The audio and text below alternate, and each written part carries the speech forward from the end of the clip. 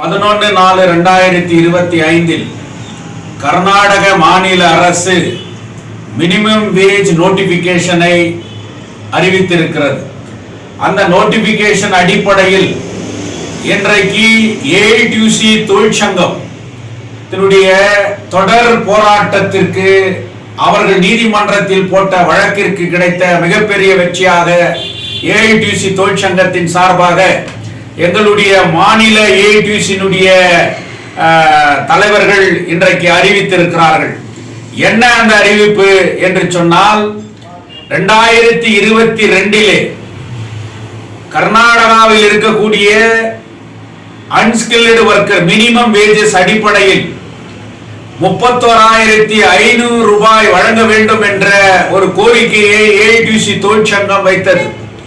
அதன் அடிப்படையில் கர்நாடகாவில் இருக்கக்கூடிய 8 முக்கிய நகரங்களிலே வாழ்கின்ற மக்களை அவர்களுடைய சம்பளம், விலைவாசி உயர்வு மற்றும் அந்த குடும்பத்தை நடத்துவதற்கு அடிப்படையாக மினிமம் அவர்களுக்கு எவ்வளவு சம்பளம் தேவைப்படும் என்பதை ஒரு ஆய்வு நடத்தினார்கள்.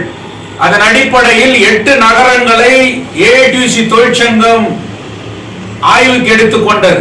அதிலே குல்பர்கா, பெலகாம், பெல்லாரி, உப்பலி, மைசூர், பெங்களூர், தாவணகெரே இந்த 8 நகரங்களிலே ஆய்வு செய்து ஒரு அறிவிக்கையை மாநில அரசுக்கு வழங்கியது.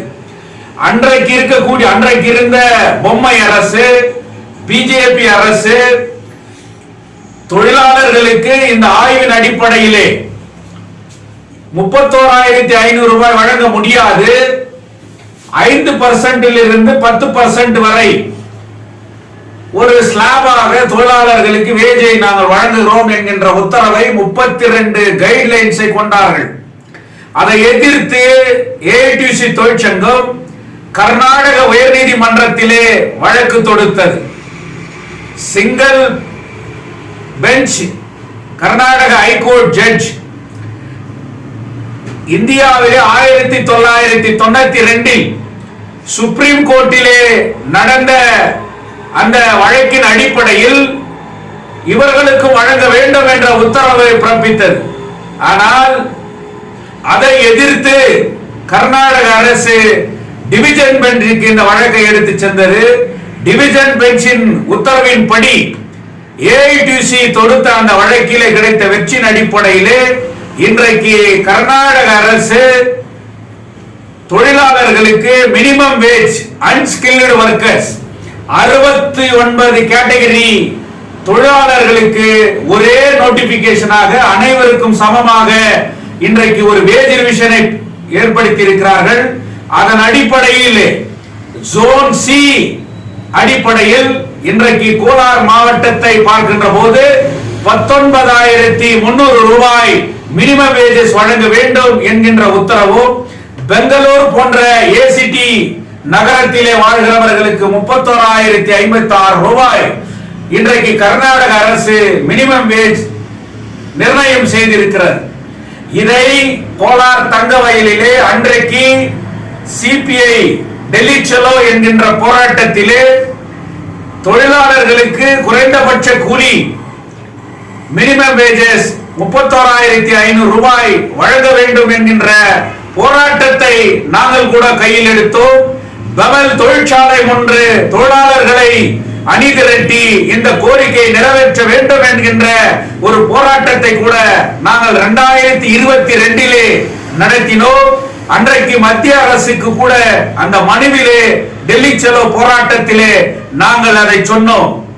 தங்க வயலிலே தொழிற்சங்க புலி நாங்கள் தான் தொழிற்சங்கத்தை அறிந்திருக்கிறோம் என்கின்ற மேதாவிகள் எல்லாம் இதை எப்படி அமல்படுத்துவார்கள் இவர்கள் என்று எங்களை பார்த்து ஏளனமாக பேசினார்கள்.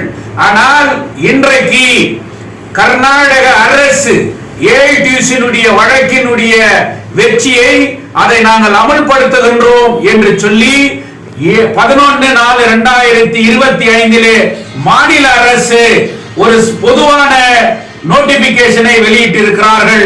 அதன் அடிப்படையிலே கோலார் தங்க வயலிலே பெமலிலே வேலை செய்கின்ற அன்ஸ்கில்டு தொழிலாளர்களுக்கு 19,300 ரூபாய் இன்றைக்கு கட்டாயமாக வழங்க வேண்டும். அது மட்டுமல்ல, எந்த துறைகளிலும் இருக்கக்கூடிய எல்லா பகுதிகளில் வேலை செய்பவர்களுக்கு கூட குறைந்தபட்ச கூலியை இன்றைக்கு நிர்ணயம் செய்ய வேண்டும். பெங்களூரில் வேலை செய்கிற அனைத்து தொழிலாளர்களுக்கு, அது எந்த ஃபேக்டரியில் எந்த விதமான தொழில் செய்பவர்களுக்கும் 31,056 ரூபாய் வழங்க வேண்டும். இதற்கு அடிப்படை குறைந்தபட்ச கூலி இன்றைக்கு மாநில அரசு அறிவித்திருக்கிறது. இது ஏஐடியூசி தொழிற்சங்கத்திற்கும் இந்திய கம்யூனிஸ்ட் கட்சியினுடைய போராட்டத்திற்கும் கிடைத்த வெற்றி. இதை அறிவித்த கர்நாடக மாநில முதல்வர் மரியாதைக்குரிய சித்தராமையா அவர்களுக்கு எங்களுடைய இந்திய கம்யூனிஸ்ட் கட்சியின் சார்பாகவும் ஏஐடியூசி தொழிற்சங்கத்தின் சார்பாகவும் எங்களுடைய கர்நாடக மாநில ஏஐடியூசி தொடர் முயற்சியால் கிடைத்த வெற்றி, எங்களுடைய சுப்ரீம் கோர்ட் வழக்கறிஞராக இருக்கக்கூடிய ஏஐடியூசி அட்வொகேட் முரளிதர் நாராயணசாமி போன்ற வழக்கறிஞர்களுக்கு கூட நாங்கள் நன்றியை தெரிவித்துக் கொள்கின்றோம். இதை அமல்படுத்தப்பட வேண்டும் என்று சொல்லி அதற்காக குரல் கொடுத்த அனைத்து ஏஐடியூசி தொழிற்சங்கத்திற்கும் நாங்கள் நன்றி தெரிவித்துக் கொள்கின்றோம். இன்றைக்கு BML கான்ட்ராக்ட் தொழிலாளர்கள் ஏஐடியூசி இந்த முயற்சியை நினைத்து பார்க்க வேண்டும். அந்த தொழிலாளர்களுக்கு கூட 26 நாட்கள் தொடர்ந்து போராடினார்கள். நாங்கள் அவர்களுடைய தொழிற்சங்கத்தை பார்க்கவில்லை, அவர்களுடைய தலைமையை பார்க்கவில்லை.